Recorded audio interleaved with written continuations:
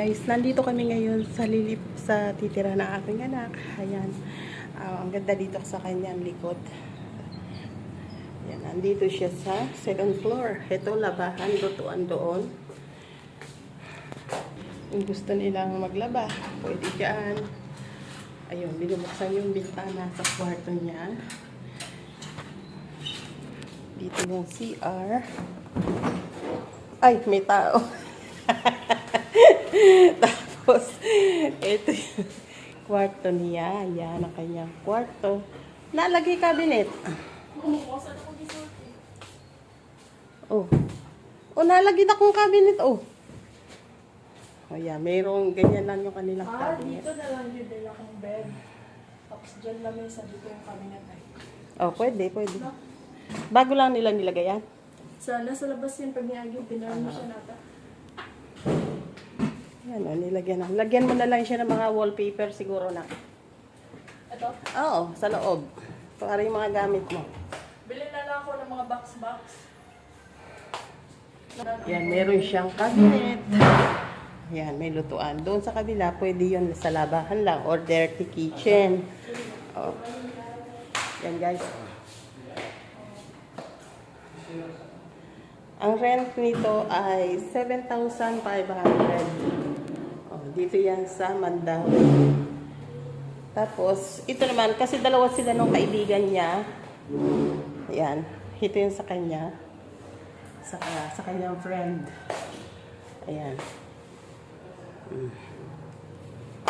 Okay lang yan kasi kaibigan naman niya talaga. Best friend niya.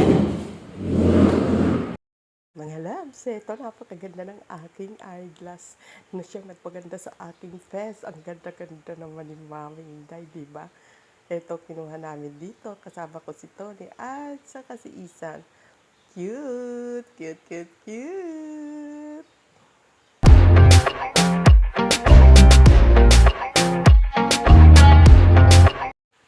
Good morning mga loves. Another day. Good morning. Hi yan mga loves.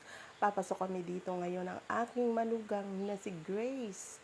Dito kami sa Ateneo de Cebu. At ihahatid namin naman ngayon ang aking apo. Isinama ako na aking manugang para naman makaikot dito sa eskwelahan na ito.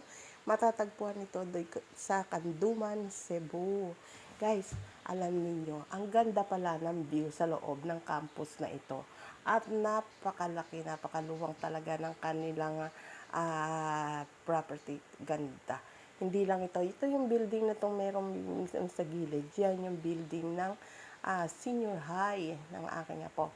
Tapos, yan, puro yan sa Ateneo de Cebu. Yung makikita ninyo lahat nito na amin tatakbuhin ng sasakyan guys ay sa Ateneo. Sakop na Ateneo. May mga preschooler, may gym, may sariling basketball court, may swimming pool. Kompleto guys. Elementary, high school, preschooler, kompleto sila, diba guys? So yan, nakita nyo lang sa picture. Pero hali kayo at ating suyurin at pasyalan ang loob ng Ateneo de Cebu.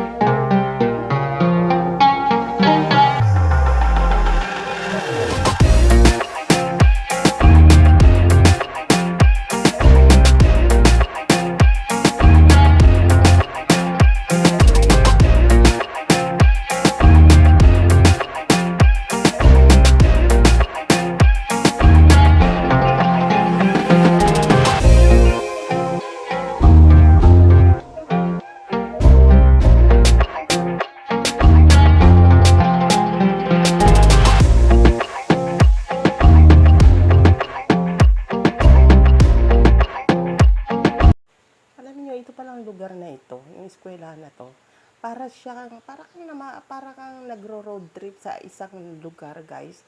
Napakaluwang talaga ng lot area niya. Para dito pa lang masa-satisfy ka na, kung baguhan ka pa lang dito, ewan na lang, guys.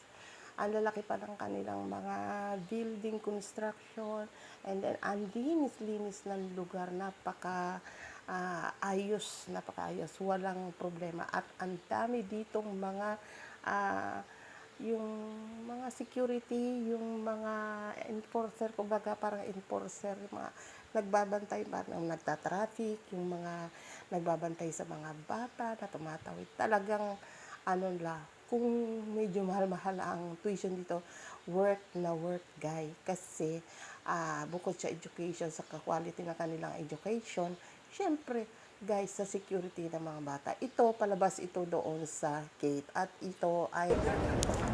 pagdating naman ng gabi, guys, heto, pinasyalan namin ang Big Bites Burger na pag-aari ng aking mga anak, si Grace at si Dedo.